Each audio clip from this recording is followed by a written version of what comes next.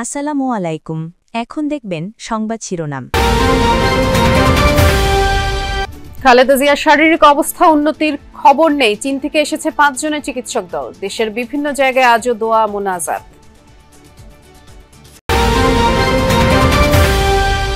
চাইলে তারেক রহমানকে সর্বোচ্চ সহযোগিতা করবে সরকার, জানালেন আইন উপদেষ্টা। ভোটার ও প্রার্থীদের সমস্যা হবে না, ইঙ্গিত ইসির।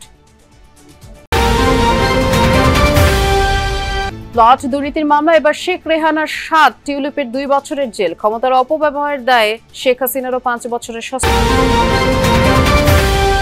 আসনে কু করার চেষ্টা চলছে, খুলনার সমাবেশে জামায়াত আমিরের অভিযোগ। অবাধ নির্বাচনে পরিবেশ তৈরি হয়েছে, দাবি BNP মহাসচিবের।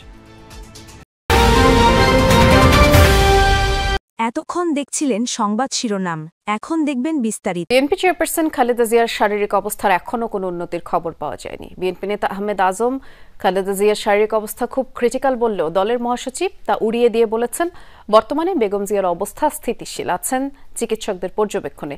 Doctor AZM Zahid Hossain ছাড়া খালেদা জিয়ার চিকিৎসা সংক্রান্ত কোনো তথ্য গ্রহণ না করার আহ্বান জানিয়েছে বিএনপি। এরই মধ্যে খালেদা জিয়ার চিকিৎসায় 5 সদস্যের চীনা মেডিকেল টিম এখন ঢাকায়। আগামীকাল আসবে চিকিৎসকদের মূল দল। প্রায় 1 সপ্তাহ ধরে রাজধানীর এভারকেয়ার হাসপাতালে ভর্তি বিএনপি চেয়ারপারসন খালেদা জিয়া। দেশি বিদেশি চিকিৎসকদের সমন্বয়ে গঠিত মেডিকেল বোর্ডের নির্দেশনায় সিসিইউতে চলছে তার চিকিৎসা।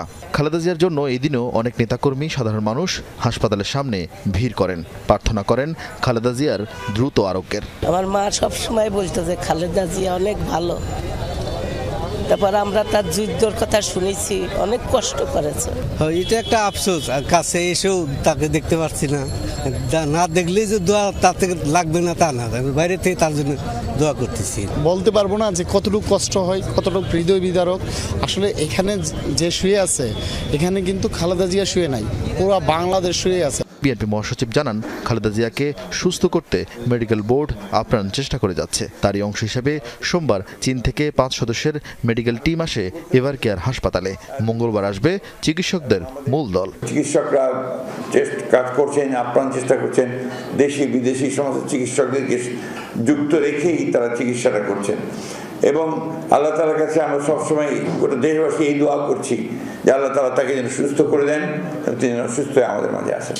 এই ঘটনার মাঝে হাসপাতালে এসে বিএনপির ভাইস চেয়ারম্যান আহমেদ আজম খান জানান, খালেদা জিয়ার পরিস্থিতি অত্যন্ত ক্রিটিক্যাল।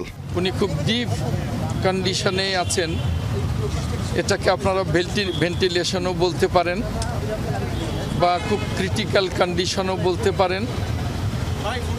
এই মুহূর্তে সারা জাতির কাছে দোয়া চাওয়া ছাড়া আর কিছু বলার নেই। হাসপাতালের যে কক্ষে খালেদা জিয়ার চিকিৎসা চলছে, সেখানে ডাক্তার ছাড়া কারোরই ঢোকার অনুমতি নেই। পরে টেলিফোনে সাংবাদিকদের মাধ্যমে সাধারণ মানুষকে বিভ্রান্ত না হওয়ার আহ্বান জানান বিএনপি মহাসচিব। বলেন, খালেদা জিয়ার অবস্থা স্থিতিশীল, এখন অত্যন্ত অসুস্থ। ডাক্তার এজেডএম জাহিদ হোসেন ছাড়া চিকিৎসা সংক্রান্ত অন্য কারো তথ্য আমলে না নিতে দেশবাসীর প্রতি আহ্বান জানিয়েছেন বিএনপি মহাসচিব। মেডিকেল বিষয়গুলো তো আপনার ওখানে ডক্টর জাহিদ দায়িত্ব দেওয়া।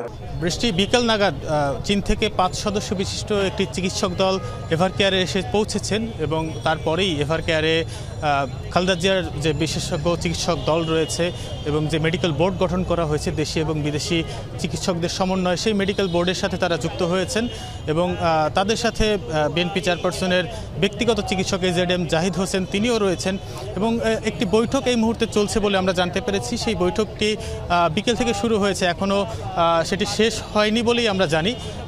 এবং এই বৈঠকেই আসলে এই নির্ধারণ করা হবে যে এর পরবর্তীতে খালেদা জিয়ার যে শারীরিক পরিস্থিতি সেটি কী অবস্থায় আছে, সেটি পর্যবেক্ষণের পরে তারা নির্ধারণ করবেন যে এর পরবর্তীতে তার চিকিৎসা ব্যবস্থা কী হবে, তার চিকিৎসার প্রক্রিয়াটা কী হবে। আপনি বলছিলেন যে আগামীকাল আরও একটি দল কিন্তু আসার কথা রয়েছে, আরও একটি বড় একটি দল চীন থেকে আসার কথা রয়েছে। সেই দলও কাল এসে এই দলটির সাথে যুক্ত হবে এবং তারা খালেদা জিয়ার যে শারীরিক অবস্থা সেটি পর্যবেক্ষণ করবেন এবং আরও সমৃদ্ধ করবেন, তার চিকিৎসা ব্যবস্থা আর কী করে উন্নতি করা যায় সেটির জন্য তারা একযোগে কাজ করবেন বলেই আমরা জানতে পেরেছি। এবং এই আজকের বৈঠকের কী ফলাফল হবে বা পরবর্তীতে কী সিদ্ধান্ত হবে সেটি এই বৈঠকের পরে এজেডএম জাহিদ হোসেন তিনি গণমাধ্যমের সাথে কথা বলার কথা রয়েছে। বিএনপির ভারপ্রাপ্ত চেয়ারম্যান তারেক রহমান দেশে ফিরতে চাইলে সর্বোচ্চ সহযোগিতা করবে সরকার। আইন উপদেষ্টা ডক্টর আসিফ নজরুল বলেছেন, তারেক রহমানের বাংলাদেশে আসার ব্যাপারে কোনো রকম আইনগত বাধা আছে বলে তার জানা নেই। অন্যদিকে নির্বাচন কমিশন সচিব জানিয়েছেন, তারেক রহমান এখনও ভোটার নন। বিধি মেনে আবেদন করলে এবং ইসি তাতে সাড়া দিলে নির্বাচনে অংশ নিতে পারবেন তিনি। ২০২৪ সালের জুলাই গণ অভ্যুত্থানে শেখ হাসিনা সরকার ক্ষমতাচ্যুত হলে তার আমলে এবং পূর্ববর্তী তত্ত্বাবধায়ক সরকারের সময় তারেক রহমান ও তার স্ত্রী জুবাইদা রহমানের বিরুদ্ধে দায়ের হওয়া বেশিরভাগ মামলায় নিষ্পত্তি হয়েছে আইনি প্রক্রিয়ায়। তারপর থেকেই আলোচনায় তারেক রহমানের দেশে ফেরার বিষয়টি। শিগগিরই তিনি ফিরবেন, অংশ নেবেন ত্রয়োদশ জাতীয় সংসদ নির্বাচনে, এমনটাই ছিল সবশেষ অবস্থান। এরই মধ্যে গুরুতর অসুস্থ হয়ে হাসপাতালের নিবিড় পরিচর্যায় তার মা বিএনপি চেয়ারপারসন খালেদা জিয়া। পাশে নেই ছেলে তারেক রহমান। ফেসবুক পোস্টে মায়ের কাছে আসার আকুতি প্রকাশ করেন তিনি। জানান, দেশে ফেরার সিদ্ধান্ত তার একক নিয়ন্ত্রণে নেই। এরপর থেকেই জনমনে প্রশ্ন, তারেক রহমানের ফিরতে বাধাটা কোথায়? আইন উপদেষ্টার কাছে জানতে চাইলে তার উত্তর, তারেক রহমানের ফিরতে আইনি কোনো বাধা নেই, বরং তিনি চাইলে সর্বোচ্চ সহযোগিতা করবে অন্তর্বর্তী সরকার। বিএনপির অ্যাক্টিং চেয়ারম্যান জনাব তারেক রহমানের বাংলাদেশে আসার ব্যাপারে কোনো রকম আইনগত বাধা আছে বলে আমার জানা নাই। আর যদি কোনো বাধা থেকেও থাকে অবশ্যই আমরা ওনাকে সর্বোচ্চ সহযোগিতা করব। ওনার নিরাপত্তার ব্যাপারে আমরা সর্বোচ্চ সহযোগিতা করব। আইন উপদেষ্টা বিশ্বাস করেন, সঠিক সময়েই দেশে ফিরবেন তারেক রহমান। আমার মনে হয় যে আমি নিজে বিশ্বাস করি কোনটা উপযুক্ত সময়, এটা সবচেয়ে ভালোভাবে নির্ধারণের ক্ষমতা ওনার রয়েছে। উনি যেটা উপযুক্ত সময় সেই সময় দেশে আসবেন বলে আমি বিশ্বাস করি। এদিকে নির্বাচন কমিশনে এক ব্রিফিংয়ে সিনিয়র সচিব জানান, তারেক রহমান এখনও ভোটার হিসেবে নিবন্ধিত হননি। তবে ইসি সিদ্ধান্ত দিলে তিনি আগামী নির্বাচনে ভোটার ও প্রার্থী হওয়ার সুযোগ পাবেন। আইনগতভাবে কমিশনের এই এখতিয়ার আছে বলেও উল্লেখ করেন তিনি। এটা আমার জানা মতে না পারতে পারেন যদি কমিশন সিদ্ধান্ত দেয়। 31শে অক্টোবর 2025 পর্যন্ত যারা 18 বছর অর্জন করেছেন এবং নিবন্ধিত হয়েছেন তাদেরই নাম ভোটার তালিকায় আসবে।